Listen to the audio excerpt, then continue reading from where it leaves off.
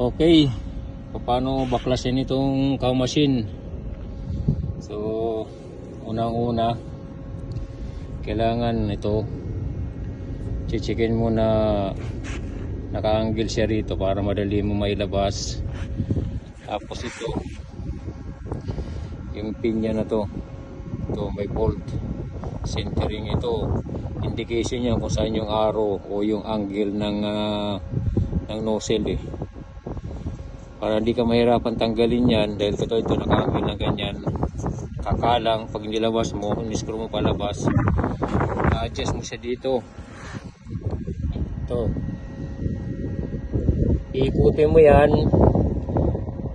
ikutin mo siya pakaliwa o pakanan hanggang sa malibre. Ito hanggang sa malibre yan dito sa labas para madali mo siya ma-unscrew. Para ma-unscrew siya kasi dito na angle para ma-unscrew. So dito yan ang tatanggalin mo muna yan, tapos itong screw, tapos sa baba ito yan screw mo yan.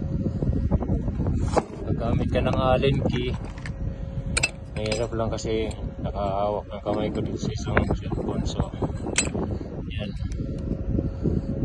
unscrew mo yan para pag uhugutin mo yung buong unit, libre siya. May aangat mo, may aangat yan, may pin pa yan. Magrasa yan, tinanggal mo na yung screw, iaangat mo yan, tatanggalin mo pa tong pin para pagka inangat mo tong unit na to, hindi kakalang yung pin dun sa butas. Ito may bababa naman ito bababa yan. So tatanggalin natin yung screw natin yung pin. Mahirap lang ito pagka tutok. Screw lang yung pin, matanggal yan.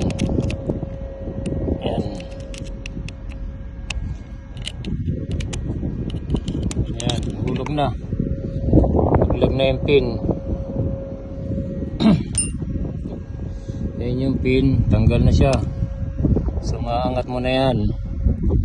Pag angat nyan, pwede mo na hatapin sa taas yan kahit tanggalin mo to. Ito, tatlo, tanggal naman to. Tornilyo sa ilalim na to. Pag natanggal naman, angat mo na yan. Basta siguraduhin mo na nakatanggal na to sa shaft. Kasi yan ang humahawak sa shaft. Yan ang holder niya sa shaft. Ito. So pag natanggal mo na yan, 13 yan, 13. Unscrew mo yan siya. Yan. Palabas. Unscrew yan.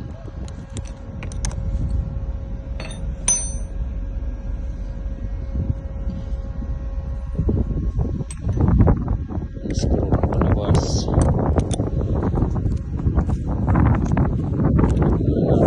Para malibre lang ng konti. Gusto matanggal yan.